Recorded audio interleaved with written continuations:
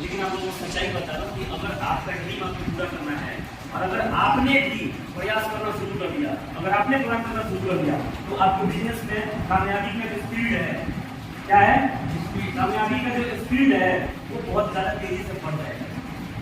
कर सकते हैं क्या? yes. अपने ड्रीम और अपने सपनों के लिए उत्साहित रहिए, अपने सपने को पूरा करने के लिए समझ पा रहे हैं आप, लगातार क्यूरियस रहिए आप। मैं देखता हूँ कि आप लोगों को हमेशा मोटिवेशन की जरूरत पड़ती है कि दूसरा कोई मोटिवेशन आपको दे, दूसरा कोई आपको मोटिवेट करे, तब आप मोटिवेट होंगे। इसीलिए मैं हमेशा बड़ी बड़ी मीटिंग में दो ड्रीम के बारे में बात करता हूँ कि एक रियल ड्रीम होता है और एक फैंटेसी ड्रीम होता है। फैंटेसी ड्रीम का मतलब क्या होता है? आप देखना बहुत सारे लोग होते हैं, गाड़ियाँ देखेंगे ना, मकान बढ़िया देखेंगे ना, तो सोचते हैं कि काश मेरे साथ ये होना चाहिए, काश मेरे पास ऐसी गाड़ी होनी चाहिए, काश ऐसा, काश काश काश, है ना। काश वाले को कभी भी वो चीज़ें नहीं मिलती। किनको मिलता है?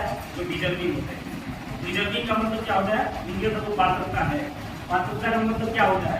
मान लीजिए कि पोलोथीन में अगर एसिड को डाला जाए तो पोलोथीन रोक पाएगा? एसिड को नहीं रोक पाएगा। क्यों नहीं रोक पाएगा? क्योंकि उस पोलोथीन में वो पात्रता नहीं है वो एसिड को अपने अंदर रख पाएगा। जैसे तो सबसे पहले आदमी को अपना पात्रता बढ़ाना चाहिए।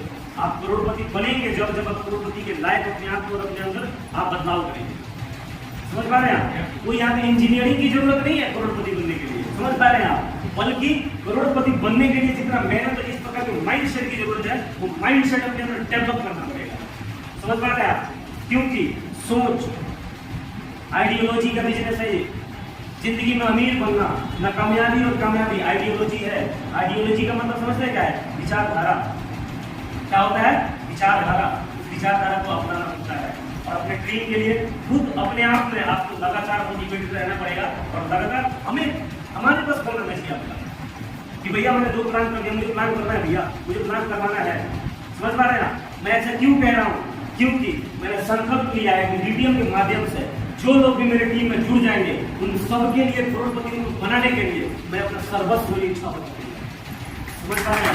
करोड़पति बनने के लिए आए हैं ना, क्या बनने के लिए आए बिजनेस में, किस चीज के लिए जुड़े हैं? 2-4 लाख रुपए चेक लेने के लिए, 10-20 हजार का चेक लेने के लिए नहीं, आप घंटा लिखने के लिए मैं बैठ जाऊँ, कोई फायदा नहीं काम करना है।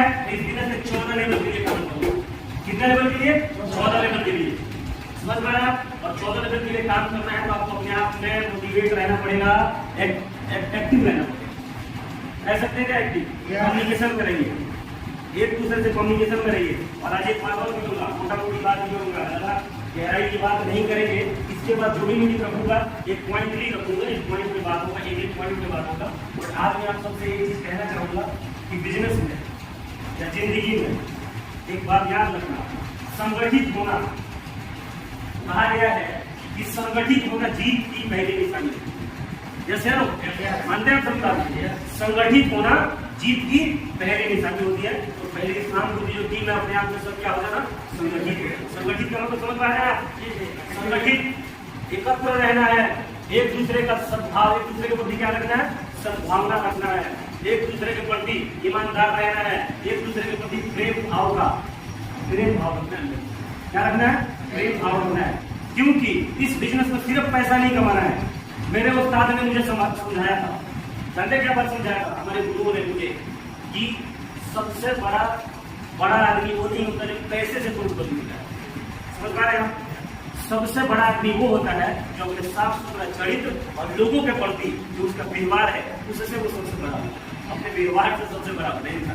जैसे पैसा इस बिजनेस में बाई प्रोडक्ट है, पैसा इस बिजनेस में बाई प्रोडक्ट है। क्योंकि हजारों लोगों ने करोड़ों रुपए कमाए हैं।